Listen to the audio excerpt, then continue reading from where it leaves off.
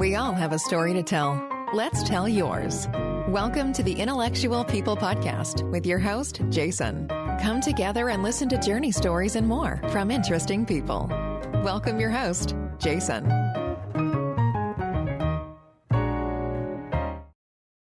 I often post on various audio forums, and I want to take this time to just thank them. In no particular order, they are audiosciencereview.com, audioroundtable.com, audiocircle.com, audiofilestyle.com, avnirvana.com, diyaudio.com, gearspace.com, and the Parts Express forum. Thank you so much, and I really appreciate your viewership and enjoy.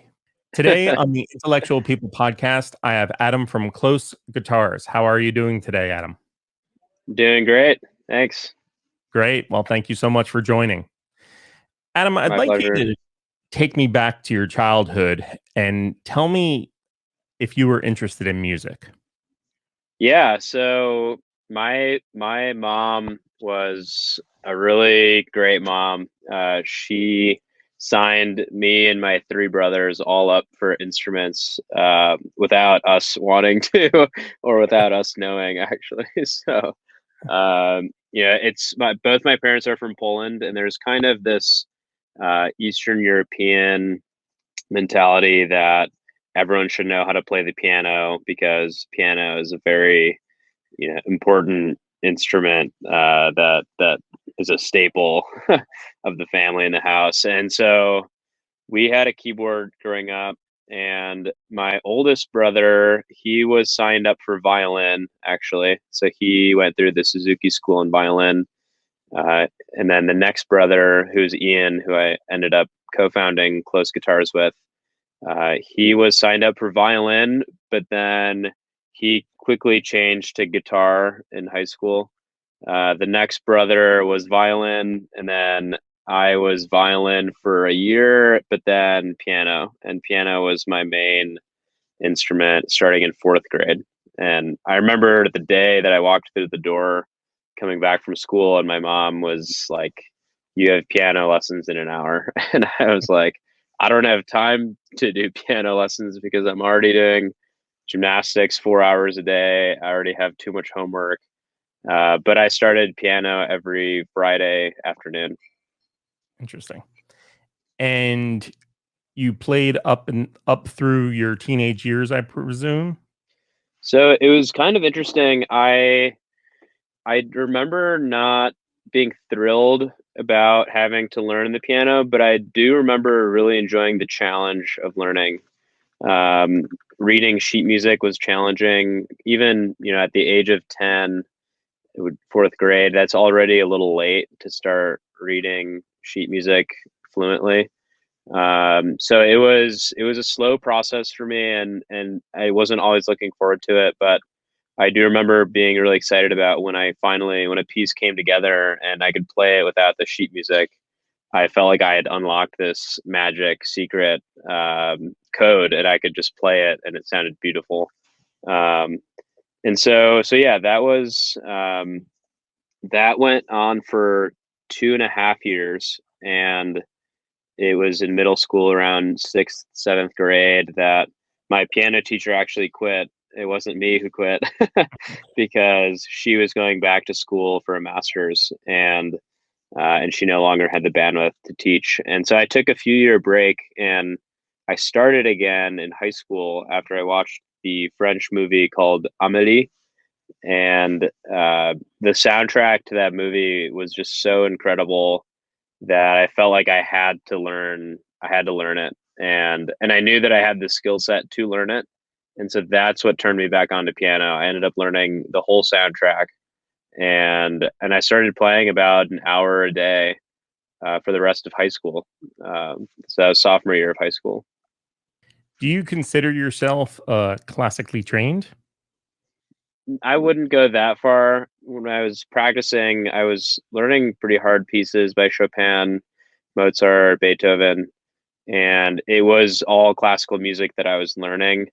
But I wasn't learning the theory that I needed to, and there was a big gap in my learning. And again, it was 1 hour per week that I was learning, so it wasn't like I was on track to go to the conservatory. It was more I was on track to be a hobbyist pianist who could kind of self-teach and learn songs eventually, slowly but eventually. Yeah.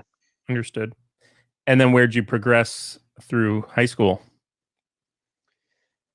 So I ended up just learning all the songs that I really wanted to learn. I would still learn classical songs, definitely. Chopin means a lot to Polish people because he's kind of the most famous Polish pianist and composer.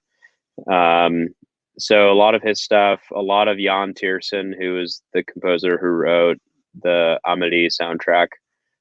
He has a few other soundtracks that are really good. But yeah, anything that I would hear that sounded good. There were some pop songs that had piano renditions that I would learn. It was just a really fun hobby for me that was so different than everything else I was doing, which was mainly, schoolwork and sports. Instruments is kind of just this whole other domain that I could sink into, and it was a more creative process, more expressive, and kind of just for me. Because at that point I wasn't giving recitals or I wasn't performing anywhere. I was just learning for fun. How did you decide to go to school to be an electrical engineer? Yeah. So that's also family related, but not through my mom, but my dad. My dad was an assistant professor in Poland before they moved to the U.S. in 1981, and he was a mechatronics professor, so mechanical and electrical engineering combined. And so there, growing up, we lived in as much of a science household as you can get. Our Christmas presents were kits for learning different science tools, different science principles. Conservation of momentum. We had this toy where you had a big ball and increasingly smaller balls on a stick, and if you threw the big one, X distance, the small one would travel way more. And then you realize that mass has an impact on momentum. So this is what we got when we were like 8 years old. When all of our friends were getting video games, we were getting crystal growing kits and all this stuff. So that was, I'm really grateful for it now, and I was at the time, but there were definitely some times where I was like, man, can't we just get normal gifts that all of our friends are getting, like an Xbox or something? So engineering was part of everyday life, and with that, I loved science in all elements, in all the different school systems, middle school to high school, and yeah, going into college, it was kind of an assumption that engineering would be studied, which now looking back, and I ended up going to Princeton for electrical engineering, and the humanities are heavily emphasized there. There's a very good science program as well, but I loved writing, I loved history, I loved all the other subjects as well. But there was this kind of understanding that engineering is the most rigorous and most difficult major, and so that is what should be studied. So I was really looking at the engineering. So my all the brothers, my oldest did biomedical engineering, then mechanical engineering, then biomedical, and I was electrical. Um, but that was really kind of what I was looking at, and I've no regrets to studying electrical engineering. It's such an interesting area of study, and I had this attitude of I want to study something that is going to be hard to self-study afterwards. And it's really difficult to on your own pick up a digital circuits book and start learning logic, um, for circuits, whereas it's much easier to pick up a history book and read the history book and analyze it that way after college without necessarily professors and teaching assistants and all that. So yeah, I'm glad the way it ended up. So tell us what your guitar company is.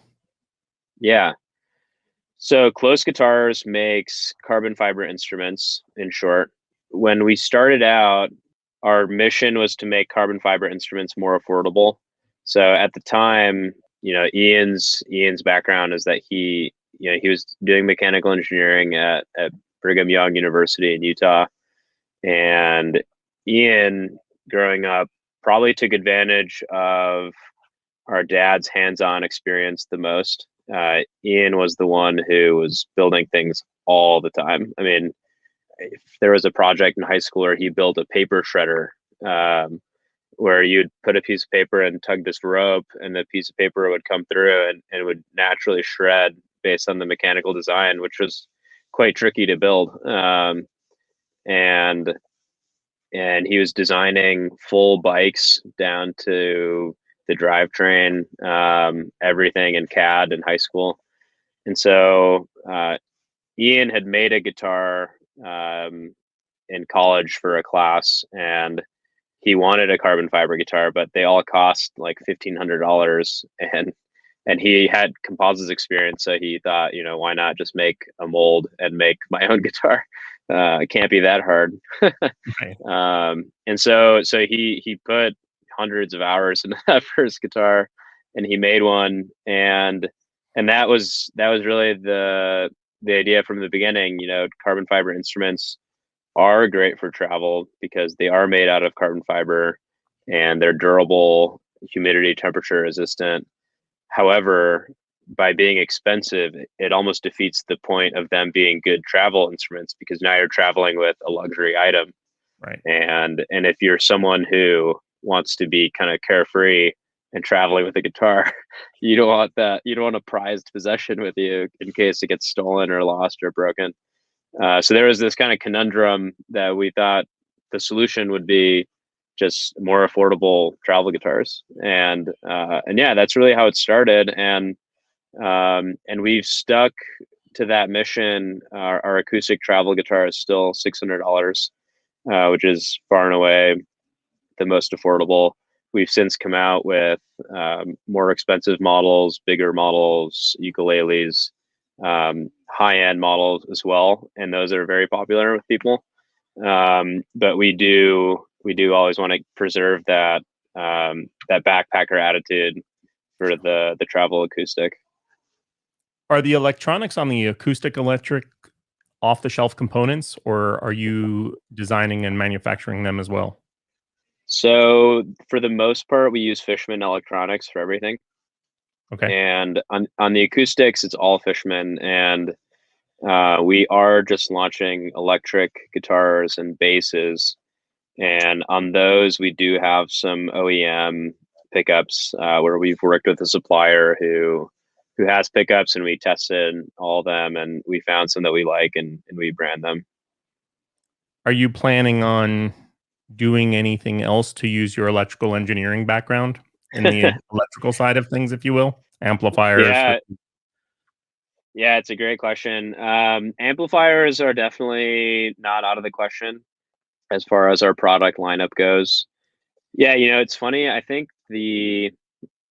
And I think everyone who studies engineering agrees to this. It's the engineering framework and the engineering mindset is the most useful thing that you get out of an electrical, or out of an engineering degree. I'm largely in charge of marketing and have been since the beginning, and I didn't know anything about marketing. I didn't even know the term. I didn't know what marketing was when we started KLOS Guitars. And but marketing to me is a very logical puzzle.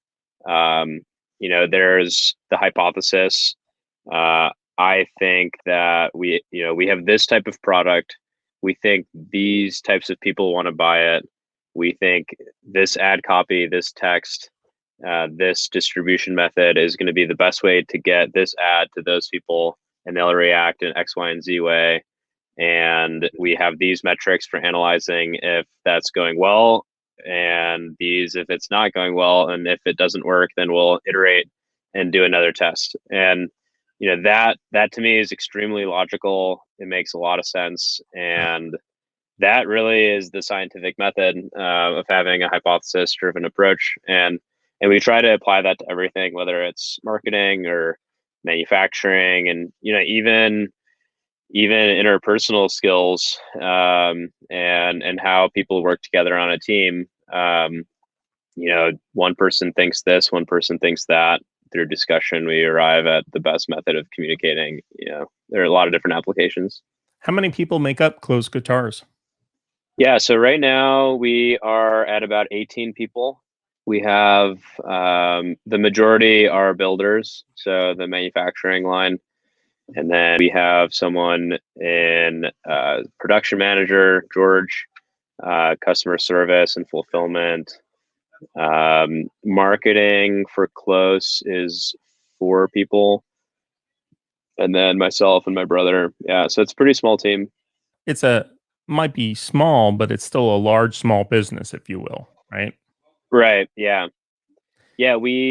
For us, we very, very early on, and, I think there were a couple things that made us think this way, but, you read all this stuff and hear podcasts and interviews from founders, and everyone always says, you have to delegate, and you have to empower, and you have to trust, and you have to make yourself almost replaceable for the business to be at the most efficient. If anyone's a bottleneck, you have to identify that and figure out what's the better way. And so we've always tried to do that, and our manufacturing system is something that we're very proud of. There's instructions for everything. There video instructions, written instructions. We have data on years of manufacturing for each task, and we know, the average time it takes.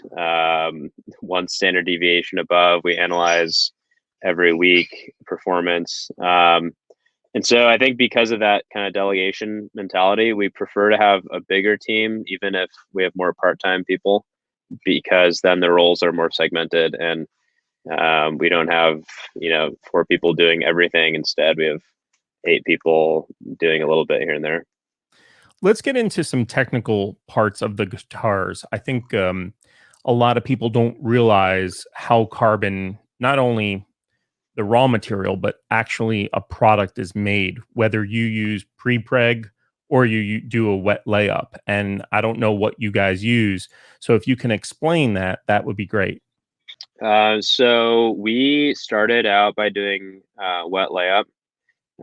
We had, so about the first 2,000 parts were made from the raw carbon fiber material into the final bodies at KLOS Guitars in Provo. And then we switched to having a supplier who produces the body in whole and the soundboard. And then we switched to becoming assemblers on those parts rather than creating those parts from scratch. And the move there wasn't even cost related; it was more scaling related. We were identifying that as a huge bottleneck for us, as far as, if we wanted to double capacity, we'd have to build double the molds. Polishing molds takes a long time. For people who don't know. So yeah, the way that we were doing our bodies at first was, carbon fiber is like a fabric, just like a t-shirt. Before it's infused with hardener or a glue, it's this fabric that you put into the shape of a guitar. So the mold is in that shape. You put the carbon fiber in.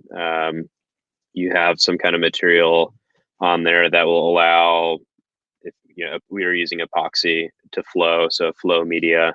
Then you put a silicone bag on top of that so that it doesn't stick to anything. And then you infuse the epoxy through using a vacuum pump. So for us, it was a 16-hour cure. The epoxy would fill out. It would sit there, and then you'd turn off the vacuum pump, take everything off, and you'd have to pull out this body from the mold, and that process definitely has wear on the mold. And so you have to polish the mold regularly, you have to wax it. There are a lot of steps to having the part come out the same every single time. Right. and then you trim that body, you trim away that excess fabric on the side, and you're left with a really nice looking pristine body that you can then attach a soundboard to. But yeah, we found that the mold maintenance was very tough. Doubling mold capacity, building molds was very tough. Training people was difficult. It's a very no mistakes are allowed. If you scratch the mold, that scratch is going to be on every guitar.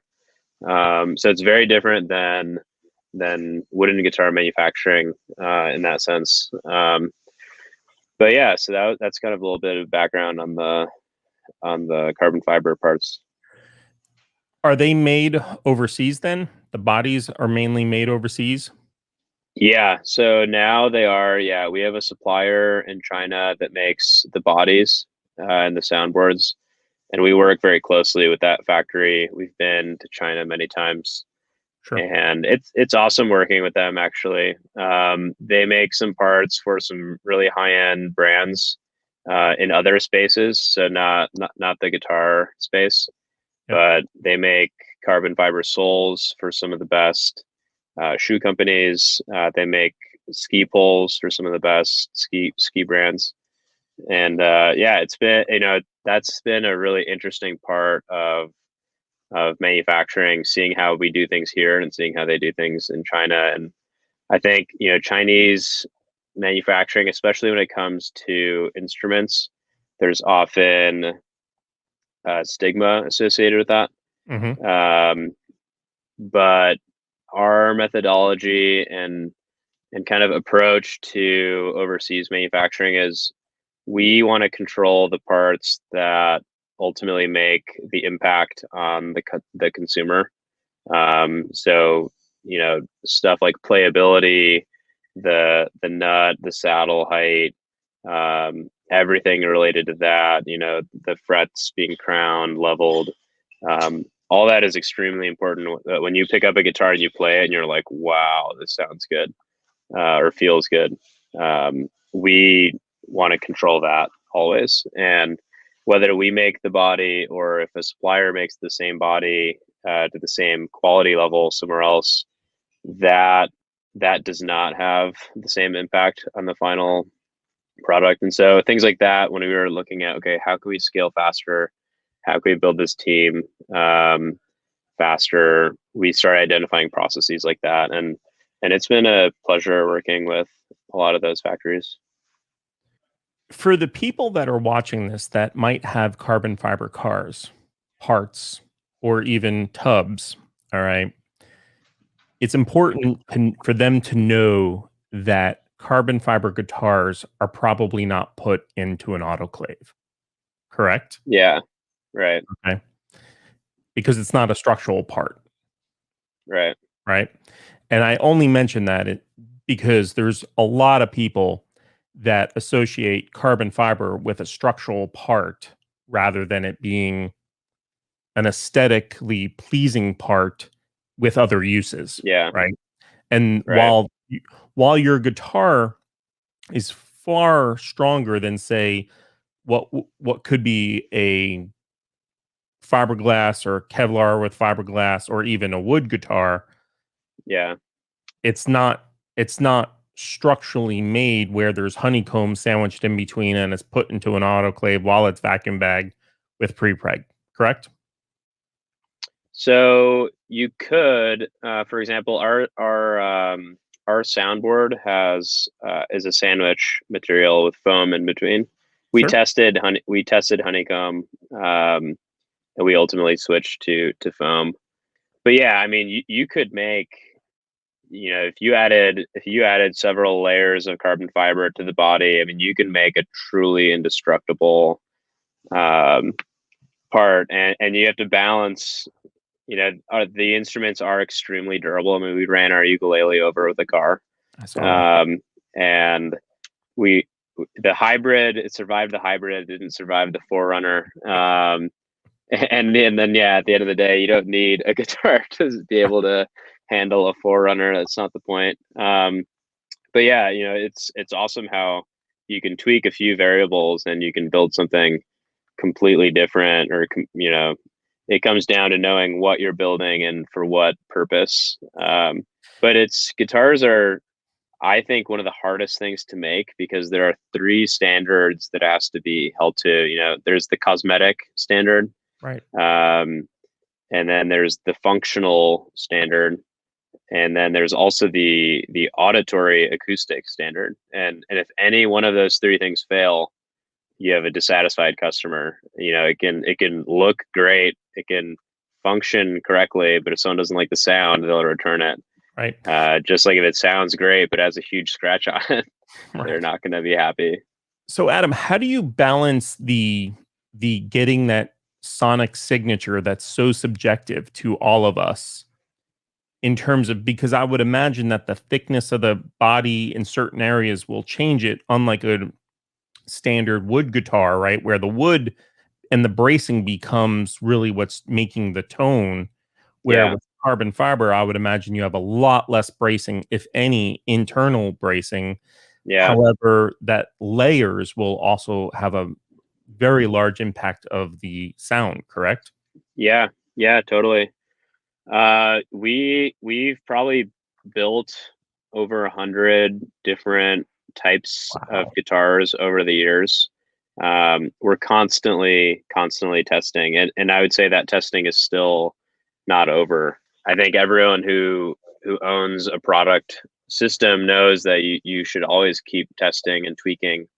Some of the tweaks are minor, but early on we had to determine how many layers should we have for the body, and so that was a fairly easy part of the iteration, because we quickly found that the soundboard is by far the most responsible part for the sound of the guitar. Why is And that? it's almost like, if you think about a trampoline, the soundboard is like the trampoline for the sound. It's the body is acting like a wall, but for the most part, the sound is coming through the sound hole, and that soundboard is going to be what's letting out everything that you hear. And we did many tests that we were fascinated with. I think my favorite was cutting the body depth in half. So instead of having, a 4-inch acoustic, we cut that down, actually more than a half, to like 1.5 inches. We basically just totally trimmed the body depth, and kept everything else the same. And we were blown away at how that thin body guitar sounded incredible. And conversely, we did many experiments where the body was the same, and we wouldn't have a sandwich panel. We would just have carbon fiber, or so those are kind of the earlier tests. And now tests are more, you go for that marginal gain as you get closer to the desired result. And we tried, so at first we had no bracing, then we had bracing, and then we removed bracing, and then we added different parts, and we changed the bracing structure. And then we tried something that we have a patent on, which is kind of reverse bracing, removing material from the soundboard on the inside. And we found that was a big step for us in reaching the desired sound, because if you take a wooden soundboard, there's a good amount of flex when you're flexing that piece of wood, because it's really thin wood. And our soundboard, when you try to flex it, I mean, it barely moves, like 1 millimeter. Wow. And so it's very rigid. And so we were thinking, how can we still have the exterior durability, but giving it a little more flexibility? And we found that removing that material on the inside worked wonders for the sound. And in a way, again, similar to a trampoline, you can't bounce on a stiff board, but you need to have some give. Do you recommend most customers get a carbon soundboard rather than a wood one? Because don't you offer both types? So we only offer carbon fiber on the body and soundboard, but our neck can be made out of wood. Okay. So the neck is the piece that we have both in wood and carbon fiber. I think the coolest part about carbon fiber is that you're building it from scratch, and so you can really do anything with it, and you can determine the layers, the thickness, the density, the shape, and then once you make that, you can still cut away material or add material, whether it's bracing or etching, bracing. So that's I think my main point about carbon fiber, and that's really the coolest part. You're not cutting down a tree and shaping it from the material you have. You're building it from the ground up. As far as the wooden neck or the carbon fiber neck, um, we found that the neck has the least impact on sound of the three main parts. So soundboard, body, neck, and it's somewhat logical. If you just look at where is the sound coming from, it's coming from the acoustic body. Um, I think you get a lot more importance on the neck when you start looking at electric guitars, because that's once you're amplifying any sound, minor differences will have a bigger impact there, amplified. And then a solid body electric is a totally different beast than an acoustic instrument. But as far as the wooden neck and the carbon fiber neck, the full carbon neck is definitely stronger. And so as far as durability goes, that's going to be the clear winner for temperature and humidity differences. Our wooden neck does have two carbon fiber stiffening rods in it. And so it's not just your average wooden neck. Okay. And we came out with the full carb. So we're kind of referencing our hybrid series and our full carbon series here. The hybrid series has the wooden neck. The full carbon has everything carbon. We came out with that series largely customer driven demand. A lot of people wanted that. They kept asking us, when will we come out with one? So that was the main reason. And two, we wanted to have an instrument that was kind of on par with all the other carbon fiber guitar makers out there, because there are other brands and they're all full carbon. And so we just wanted to kind of play in that arena as well. What advantages over your competitors do you believe that KLOS has other than the financial aspect? So I think there are a few when we were just starting out. Um, it's both a pro and a con that my brother and I had absolutely no idea what we were doing.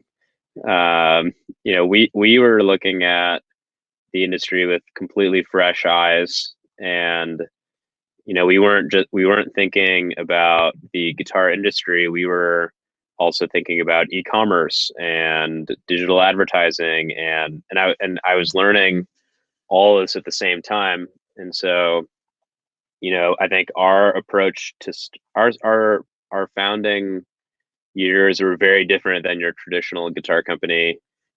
We didn't go to retail first. We learned how to use Facebook advertising, Google advertising, and we shipped directly to the customer first. And so I think now you're seeing that big switch where everyone's realizing, okay, digital is not going anywhere, so we need to figure out how are we going to integrate this, or direct to consumer is not going anywhere. How is this going to coexist? Taylor is going to have their website, but they're also going to have dealers, and there's going to be some friction between buying it online or buying it in the store, especially when there are quotas that stores have to hit and all this stuff. So our approach was totally different in the beginning, and I think that was our greatest asset in the very beginning. We just had a different approach to marketing. We were also, when we were first starting, we had pretty interesting marketing where we were trying to showcase the durability of our instruments. And so we played golf with our guitars, baseball, we ran them over with cars. And that rubbed a lot of people the wrong way, because they were like, how dare you treat an instrument like this? And we were like, well, hey, look at Casper mattresses. They're dropping plexiglass on eggs on their mattresses to show, that it's very firm. And so we were kind of I think we were thinking more outside the box at the beginning of how do you market a guitar, and we weren't just looking at, okay, well, we have to market playability, sound, and your traditional marketing points, but we were really getting creative. So I think that's one thing on the marketing side. The price point, yeah, obviously attractive. I think manufacturing wise too, we put a lot of effort into figuring out a lean manufacturing system. And, when you compare a carbon fiber guitar to wooden guitars, a carbon fiber guitar has way fewer parts. Our body is one piece, so that already is a huge manufacturing. Strictly from a manufacturing standpoint, that's an improvement in terms of minimizing moving parts. There's no glue there on the back to the sides. So from the beginning, we wanted to make an effective lean system. And I'm sorry to interrupt you. Can you explain for those listening that don't know what lean is? yeah, so I guess everyone interprets lean manufacturing differently, but it comes down to having simple processes. I guess I use lean in two ways, both lean as a company, in terms of efficiency. One example of being lean as a founder, and again, I think this is an advantage of Ian and I were both in college when we were starting. And so, we had a couple $1,000s to our name each. And so, we had to found an LLC. I Googled, how do you make an LLC, and figured out how to make one for the cost of $15, which is what it costs to make an LLC in Utah. And that's a lean approach. And other people who are maybe well capitalized or funded with either venture capital or family or angel investors or whatever, you'd hire a lawyer and pay them $2,000 to make your LLC for you. And so that's, I think, being lean as a company and just being efficient. Lean manufacturing, I understand to be simplifying your manufacturing methods wherever you can, and designing with manufacturing in mind is also extremely important. A lot of people will create a product that looks incredible and super cool, functional, and then you look at it and you're like, wow, making this would take 50 years. And that's because you don't think about, okay, how am I going to make each part? How is this part going to fit into the next part? Are you going to injection mold this part? Are you, if you are, instead of having a corner here, you could have a rounded edge here.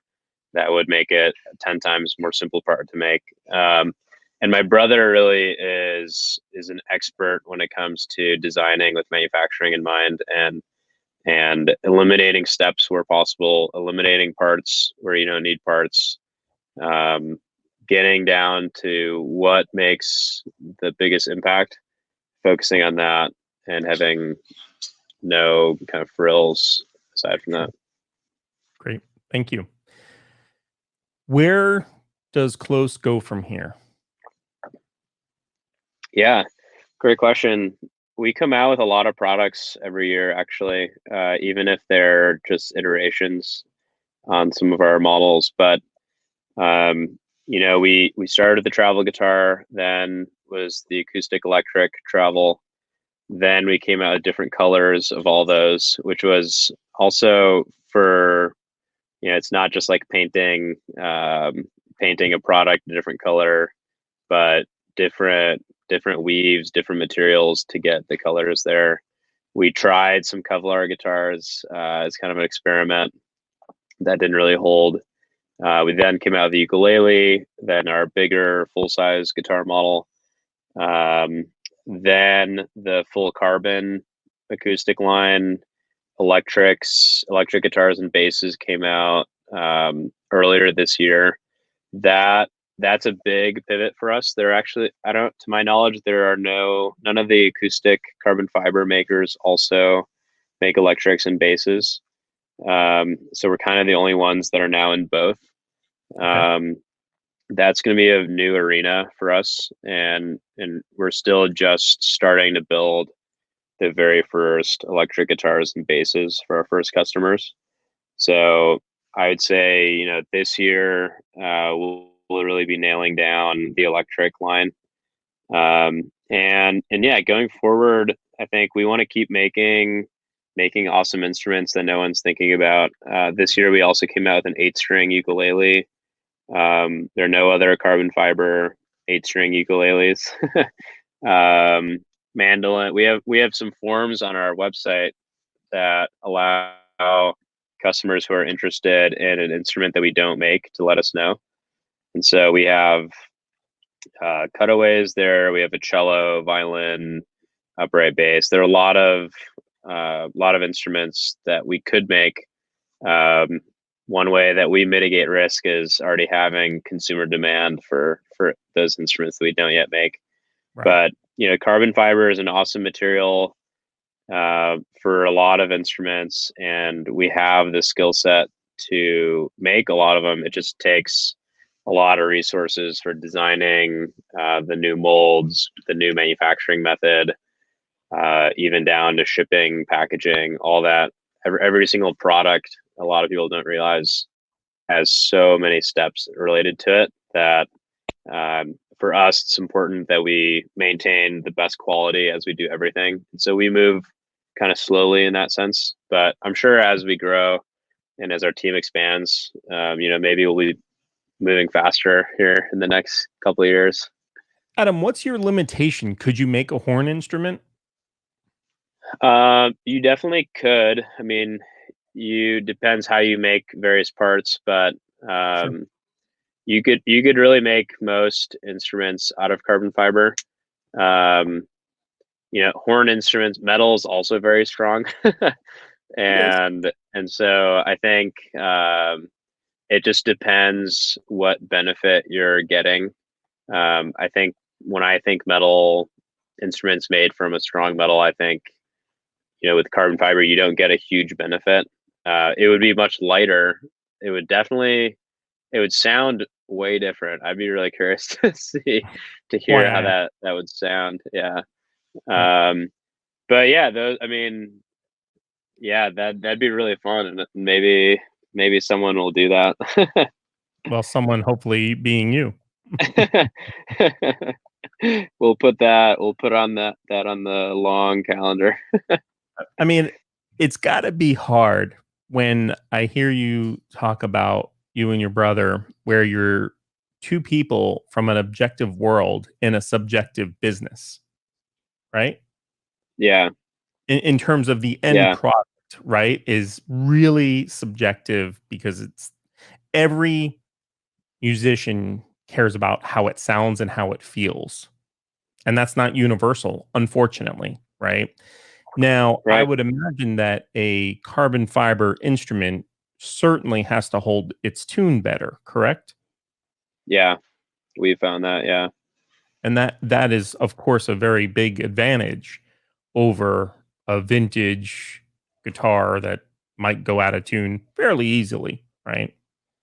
yeah. I think it definitely is tough being in a subjective product space, but I will say, we are now in this era of good customer service where every company is expected to have great customer service, and that's awesome for the end consumer. And it's quite different. It's not like that everywhere. For example, restaurants in America are very different than restaurants in Europe, where in Europe the customer is not always right sometimes, and they're not afraid to tell you that sometimes, or make you wait. And and I think at the end of the day, it's not just carbon fiber instruments that are subjective. It's also wooden instruments too. And I don't think there's nothing wrong with that really. Whenever anyone emails us and they're like, hey, I don't think this guitar sound is for us. I want to return it. That's a better outcome than that person keeping that guitar and not liking the sound and playing a guitar that they don't like. And people, that happens with wooden instruments too, carbon fiber. So at the end of the day, I'm actually pretty excited about the reviews that we get. We have everyone. So the person who's in charge of customer service, one of his responsibilities is pasting every review that we get into our general channel in Slack. And everyone that builds the guitars reads every review. And we now almost exclusively get 5-star reviews. We'll get a 4-star here and there, but we almost never get low star reviews anymore. And it's so cool to read those reviews because it gives life to what you're making. And for me, it's extremely important motivation wise to remember that we're not, because it's a two-sided coin for subjectivity. The people that do like the instruments absolutely obsess over the instruments.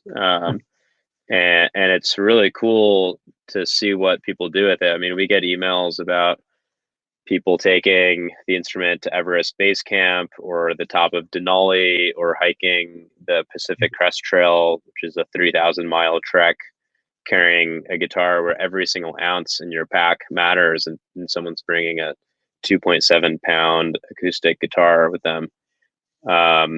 So, I think the subjectivity ultimately is awesome. And I would rather be in that kind of industry than making carbon fiber shelves or something where it's purely functional and you can't really get too passionate about a shelf that's holding some stuff on it. Adam, you just triggered a thought in my mind because it's how it works. You said a travel guitar and a backpack. What about making, for those people, I don't know if you have an abundance of people that truly backpack with their guitars. Mm-hmm. The shell is now a container, and the back of the guitar, literally a panel with button head screws that opens up, and now it can become a container to hold stuff. So you're utilizing Yeah. the inside of the body of the guitar. Yeah.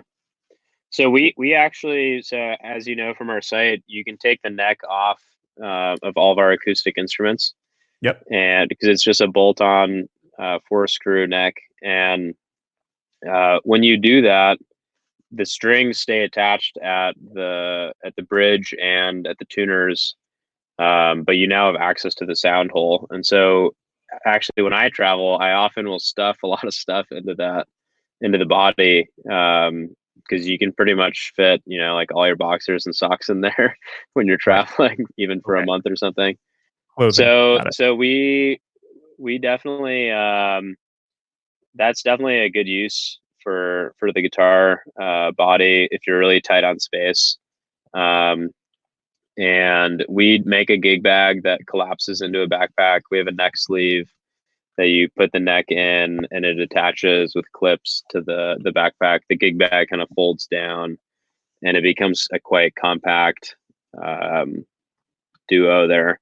But yeah, it's you can get really creative, and I think every backpacker orients their stuff differently. Ultimately, if you're using your guitar every day, I think most of the through hikers that have our guitar, they find a way to attach it externally and the neck stays on. So it just depends. I usually travel with the neck on unless I'm going into a suitcase. Then I'll collapse it and then I'll put stuff in it so that it's not an empty volume in a suitcase. But yeah, everyone can kind of choose their preference, which is the cool part. Adam, is there anything that I haven't asked you that you would like to share with us? Or anything that I missed that would be worthwhile mentioning?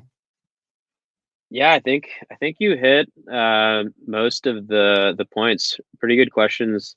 The only thing, I guess, the only thing that I think is interesting is my brother and I actually started another company called Skillboard, and it's a totally different product in a totally different space. It's a balance board that you ride on a ball instead of a roller, which is kind of the more common balance board that people know.